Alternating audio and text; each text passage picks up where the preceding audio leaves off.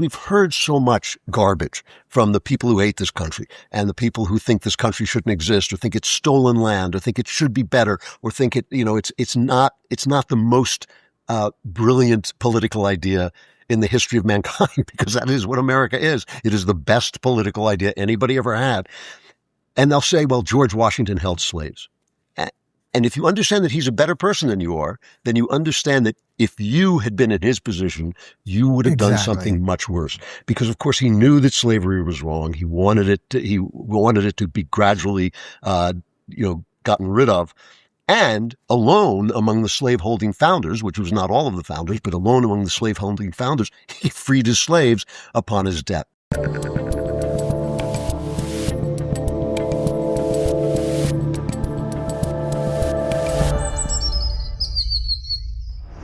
All right, I'm Dave Rubin, and in honor of President's Week, we're talking about a different president of the United States every day this week. And joining me today to talk about our first president, George Washington, is the host of the Andrew Klavan Show, Andrew Klavan, who I'm told also has wooden teeth. True or false? I have them in my drawer, yes, but I just keep them there. It's like a fetish. It's a fetish thing. Andrew, it's good to see you. I love having you on to talk about all the craziness of the day, but I really thought for President's Week this week, we could just talk about some guys who aren't with us anymore, who maybe were better. Maybe we're a little better than you and me. Maybe we're a little better than the politicians of the day and everything else. And of course, George Washington, who lived an extraordinary life for many, many reasons. So why don't I just let you kind of take it away, what you think sort of the main takeaways or wherever you want to start with his life. And then we can dive into some of the specifics, because there's wooden teeth aside, there's just so much there, obviously. You just hit the nail on the head as far as I'm concerned, because first of all, you can't understand the founding without George Washington, because there would be no founding without George Washington. And you can't understand George Washington unless you understand exactly what you just said, which is that George Washington was a better man than you are, by which I don't mean than Dave Rubin, because that would be damning with faint praise. But what I mean, he was a better man. I accept. Than everyone. And I think the reason that's so important, and the reason it helps you understand things, and it's a very hard thing to grasp, is that, because all of us want to think we're good people, and we're really not that great, but Washington was. And the reason is that means that when you look back on the past and you think, well, George Washington did something wrong, you realize what you would have done something worse. If he did something great, you realize, whoa, wait a minute, this guy has done something that no one else has done. Key among them, and if you have to start somewhere, it's handing over his sword to the civilian authorities after the war. And look, the guy just won a revolution against an empire, right? I mean, and he is the most admired man in the country. And it's pretty clear right away that the country's going to expand and expand. He's giving away an empire. And they compare this to Cincinnatus, who was a Roman statesman back in the day, who was called away from his farm to fight a tribe. First of all, they're comparing him to a guy who lived 500 years before Jesus, so it's like, you got to go back a long way. And secondly, he won a battle and he went home to his farm, and that's great. This guy gave away an empire. He gave it away because he believed in the principle for which he was fighting, and was even uncomfortable when they called him back to be president, was kind of uncomfortable. He worried about his own inner life, whether he was succumbing to ambition. And the King George is said to have said, if he does that, he will have been the greatest man in the world, whether he said that or not. It's literally true. And the reason I start with this, is because we've heard so much garbage from the people who hate this country and the people who think this country shouldn't exist or think it's stolen land or think it should be better or think it's not the most brilliant political idea in the history of mankind, because that is what America is. It is the best political idea anybody ever had. And they'll say, well, George Washington held slaves.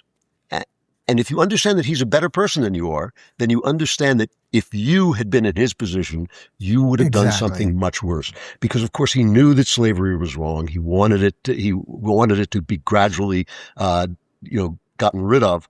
And alone among the slaveholding founders, which was not all of the founders, but alone among the slaveholding founders, he freed his slaves upon his death. And the thing that always fascinates me about this, knew it was wrong, freed the slaves in his death, did things that there were times when he would complain about why the slaves on his land didn't work as hard as he worked. There were times when a slave would escape and he would hire people to go find them because he couldn't understand why they would do that. And that is revelatory because a better man than you are couldn't see outside of his time. So all the people who tear down statues, all the people who, burn the flag, don't understand how bad they are and what they would have been like in this situation. George Washington was possibly the greatest political human being who ever lived. And the thing is, the country's always been a crazy place. This country, you go back in history, it's kind of reassuring when you're reading the newspaper and you're thinking, this place is crazy. Read a little history because this place has always been a crazy place.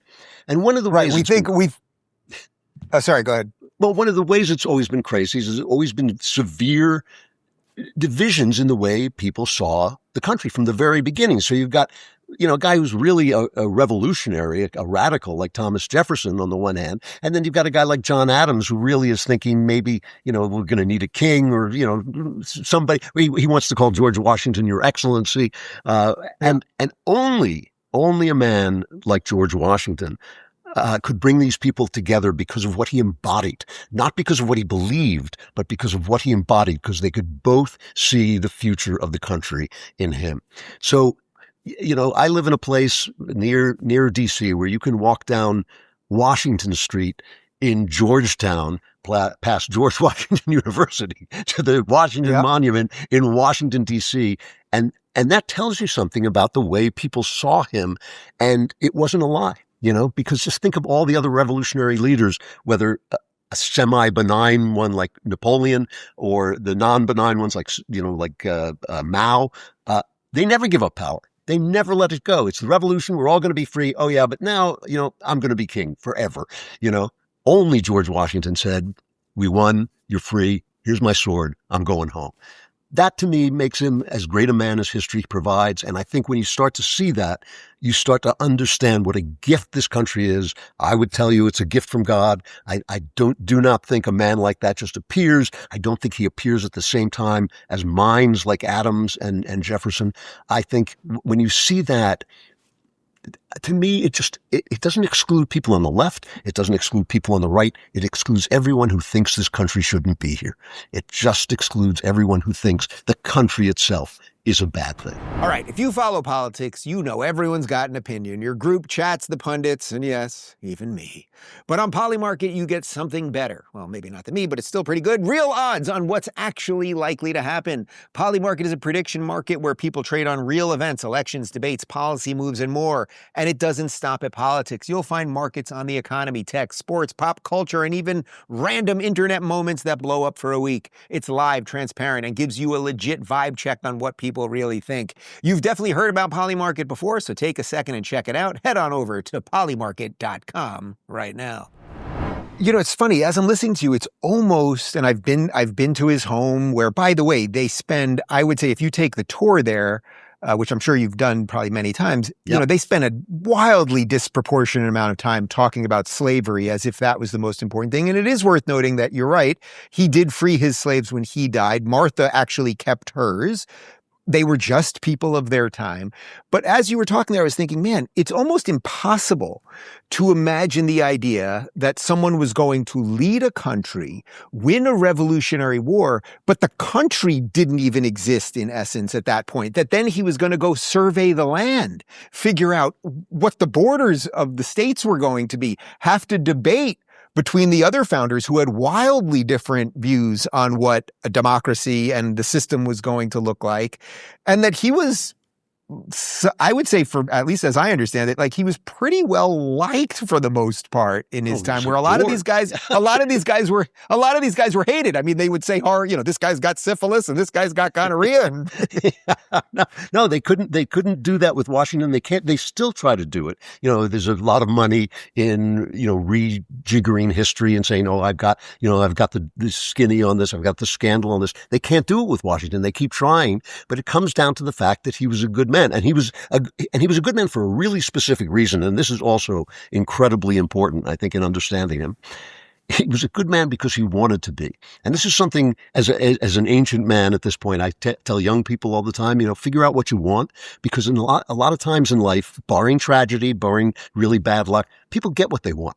And the thing is, if you don't get it, maybe you didn't really want it, and that's a clue. George Washington starts out as a young man. Because his father dies, he doesn't get to go to an English school. He doesn't get to be schooled in what was then essentially the epitome of class, was to be an Englishman. His brothers get that, but he doesn't get it. And he makes himself into that anyway.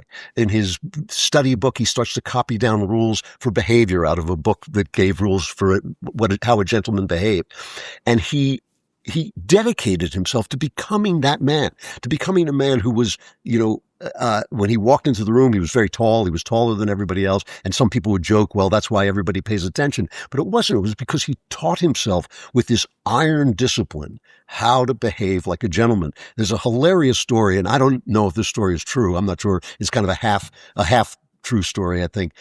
Governor Morris, that was his actual first name, and Alexander Hamilton made a bet, and Morris said, I'm going to go treat Washington just like an ordinary guy, and walked up to him and slapped him on the shoulder and said, George, it's great to see you looking so good. You're just looking perfect health.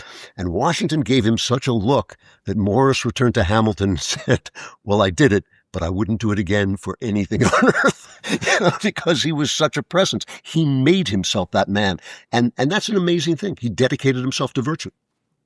So speaking of virtue, so he was obviously also a man of faith, and it's well documented that he really felt that the system, and he wasn't the only founder to feel this, but that the system that they were creating, a system of individual rights and liberty, could only work for a moral people. That's sort of something we have no idea how to grapple with in a modern sense now. This is a really good point. I mean, he would talk, again, some historians have tried to prove it wasn't true, but it obviously was. He was a typical Anglican. At the time, they became the Episcopalians, who have now become something that has nothing to do with Christianity, but they're still Anglicans like me. Different show, Klavan, different show. Different show.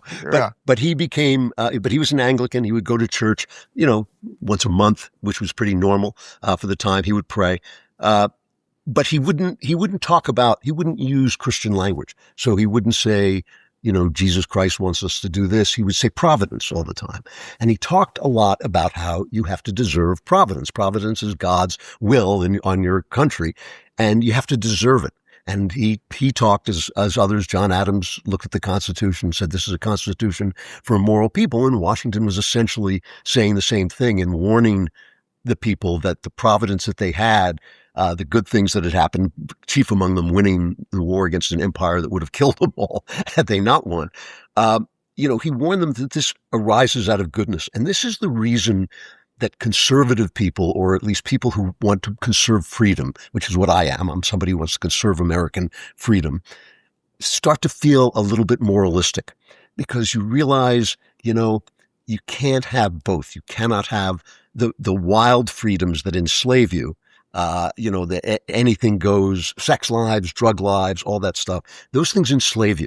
And once you're enslaved, you got to crawl to the government for help. And once you can't control yourself, and once you become a criminal, the government has to put you down. So the most freedom comes to the people who are the most moral, the people who say, okay, I've got all these desires, all these urges, but I'm going to channel them into things that are helpful to mankind. I'm going to channel them into my work. I'm going to channel them into my marriage, into my children. And that's the man who is built for freedom.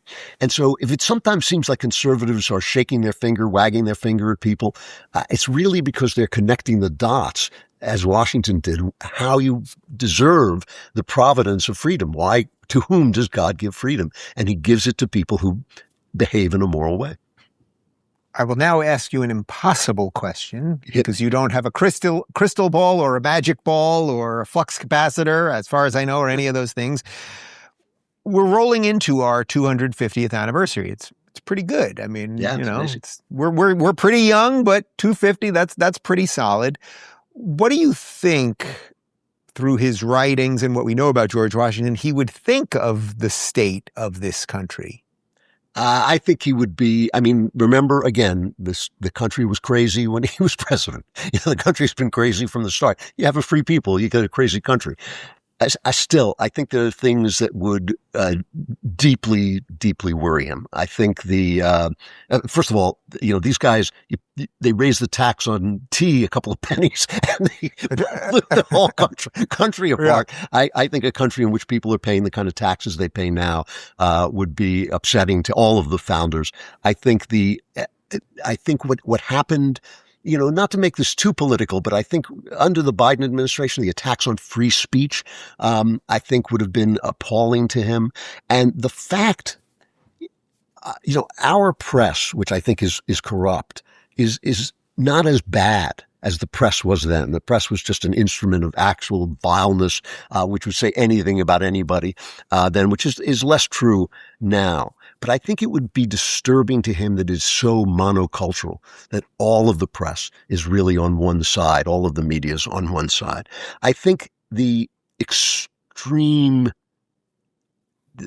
nature of our parties would be disturbing. We're not dealing, when I was a kid, we were dealing, as Barack Obama once said, dishonestly, I think, we were fighting over the 50-yard line. We had people who wanted a little bit more welfare and people who wanted a little bit more freedom. That was the argument. Now I think we have people who are basically declaring that the country shouldn't be here.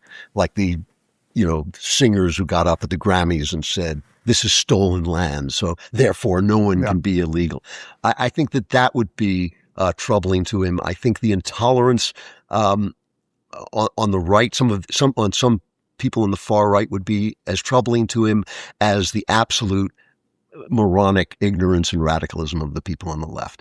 I sometimes joke, you were talking about Mount Vernon, where I go off and then his tomb is above ground. And I told my wife that was because he wanted to be able to watch him spinning in his grave.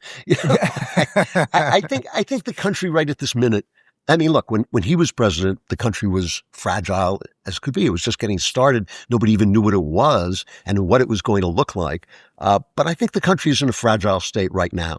And what's sad to me is that it's unnecessary.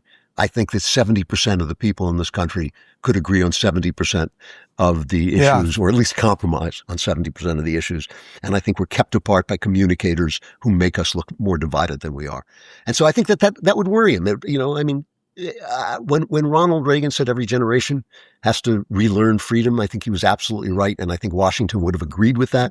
This is not what most countries are like. Most countries do not have this level of freedom. You can't explain. I lived in England for 7 years. You can't explain bottom up government to a European. They nod, they smile, they think they get it, but they just think we're crazy. They think that's nuts. You can't do that. There's got to be somebody at the top telling everybody what to do. They do not understand what freedom means. Guys, you may have seen conversations happening online lately. Censorship is back and it's everywhere. Big tech platforms control narratives and push only what they want us to see, and we need to fight back.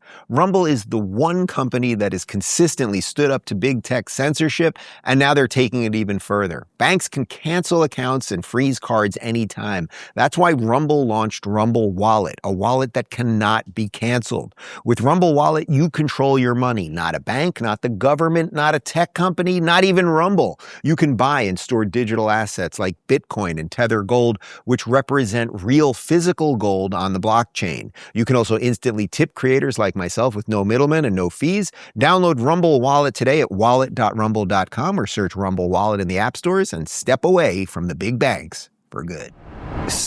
So is that sort of the common thread? I mean, we're going to do shows, several of the shows that I'm doing are on the founders, not all of them. We're also going to do Reagan and, some more modern and Trump, I think, and some more modern presidents. But do you think that the true magic of all of those people who signed the Declaration of Independence, who, wrote the Federalist Papers, who came up with the Constitution, that they actually were all born in a revolutionary state, and that was the only way that documents like this could have been written? So when you see in modernity people being like, oh, well, it was just written 250 years ago by a bunch of old white people, they can't even begin to fathom that these were not old white people, meaning they were just these rich people who had all the wonders of the universe in their pocket, but they were fighting for the most basic thing, which is of obviously individual freedom. Yeah, and they were so different. See, this is the thing. This is why I say the country's a godsend. You just don't get those kind of people. They were geniuses. I mean, if you read the Federalist Papers,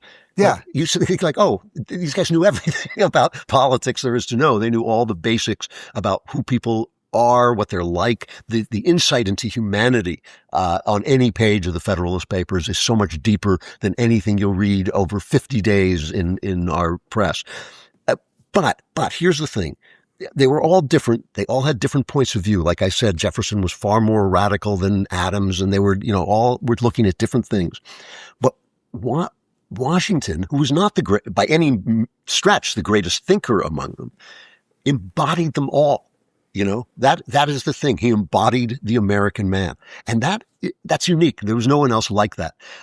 And the fact that they were all brought together, all these, feisty, arguing geniuses who wanted to scream at each other and pound the table and do this law or that law, all of them stopped when Washington came into the room. And some of them resented it, but most of them just kind of thought, no, he's George Washington. Without him, he's the necessary man. Without him, the rest of the country's not going to happen. And think about that for a minute. The guy embodied something that they all admired and all wanted to, and all knew was a vision of the country walking, Right. And he genuinely lived it because, as you pointed out, I mean, not only did so they wanted him to be president and in charge of the army at the exact same time of a nascent country. He also stepped down after 2 terms, and he didn't have to. Yes. Which is another thing that, Trump's always joking about running again and this turn and another, but we have, Congress people that have been there for 40 years making $1 gajillion. And in essence, that ultimately becomes what the deep state is. These people who are just in positions of power forever, doing things for themselves rather than for the people. So he actually did embody it. Not only that, he set the standard, right? In what other country, now it's a law that you have to step down after 2 terms, but people step down until Franklin Roosevelt. They all did that because Washington did it. Why are we so sure of our army in this country? We love our soldiers. We love them because we know they're not going to turn against us and dominate us and take away our rights. They're going to defend our rights. Why? Because George Washington handed his sword over to Annapolis. That's why they're like they are. He set that standard, and it became part of our zeitgeist, part of our blood, that's the way we behave. And even the way he managed the war, which was remarkable. Another thing they compared to a Roman general because they couldn't find a good comparison, which was by kind of not fighting. He couldn't fight the British. He just kept, he fought a guerrilla war against them, essentially, right. Avoiding them. But think about this. He's in New York. He loses New York. He realizes he's got to escape. And a fog rolls in, and he escapes in the fog. He's pressed back into the country, and he turns and he crosses the Delaware. This is another thing we think, oh yeah, crossing the Delaware, I've seen the picture, know about it, but people don't realize what that was. The incredible, he had 3 generals, I believe, 2 other generals who were supposed to go with him and just copped out. They just didn't go. He crosses just to get a victory because he knows the people need a victory, and he gets a remarkable victory after crossing the Delaware on Christmas Day. All of that stuff is kind of built into our system. All of that stuff becomes what we think of as virtue. You could have said, well, that was dangerous. You could have said that was really stepping out of line. If he'd lost, it would have been everything. That would have been the whole country down the drain. But all of that stuff is just part of us. And one of the things that, to me, I think might above all trouble Washington, it certainly troubles me, is that we've now been schooled in ignorance about who we are, where we came from, why these people are great. I'm not again. There's a story my friend Jeff Anderson has been writing about in City Journal and in the Wall Street Journal. There's the house before there was a White House in Philadelphia. There was the house where the president lived. It's called the President's House now. And Washington and Adams were. I think Adams went to the White House later. I think they were both there. There was an exhibit, and of I believe 30 plaques, 25 of them were about slavery. And accused Washington of being a bad guy and, tricking people and being deceptive. And so because of Jeff's writing and because of the administration, they took this stuff out. They brought it down to a place where it was reasonable. I want to hear about the slaves. I think that's a part of our history, but I don't want to only hear about that. I want to hear about this miraculous thing that happened that made even people who are descended from slaves glad they live here, and that's a fact. And the governor, John Shapiro, complains, they're whitewashing American history. It's not whitewashing American history. We understand there were bad things. People do bad things. All people do bad things. All countries do bad things. But what is unique about this country is the freedom that the system of freedom that they created, and the feeling of freedom, because they all said the Constitution is just a piece of parchment. It won't protect us if that freedom isn't written on our hearts. The guy who wrote it on our hearts is George Washington, because of the way he behaved, because what he turned himself into, right? Nobody is naturally like a gentleman. Nobody is naturally virtuous. He made himself that.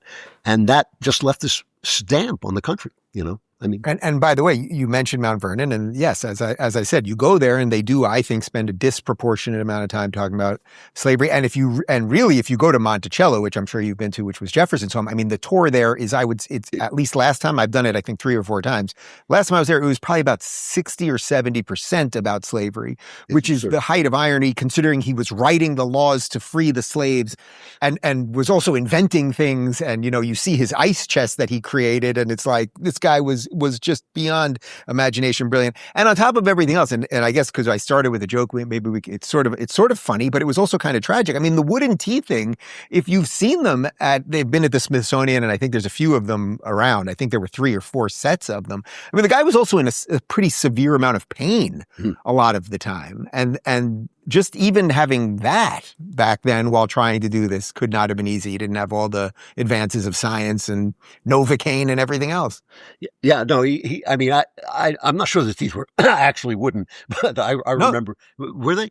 Yeah. Well, yeah. I think they say I'm going to Google it. I'm going to do a Google while you're here. Talk for a second. Because I believe they describe them as the wooden teeth, but is there, let me hear. I'm going to, you go. But I think, all of this stuff is true, but just the fact that, look, he was a human being. We all know what that's like. We all know you have desires. You have things. Look back on your life. Anybody who honestly looks back on his life will wake up at 3 o'clock in the morning in a sweat at some of the things he's done because of desire. Desire for money, desire for sex, desire for fame, whatever it is. We've done terrible things. He just didn't, And that to me is a remarkable thing, because he trained himself to be that guy. You are correct. They called them wooden teeth, which I now remember seeing at the Smithsonian. So there were several sets of them. They started calling them wooden teeth because they became so discolored, but they were made of something. So a lot of people describe them as being made out of wood, but they were not. All right, I'll take 18th century dental work for $50. Klavan, you're the best. Happy President's Week, my friend. Thank you. It's great to see you, Dave. On the other side. Bye-bye. If you're looking for thoughtful political conversations that won't raise your blood pressure too much, check out our politics playlist right here. And if you don't want to miss any future videos, make sure to subscribe and hit that notification bell.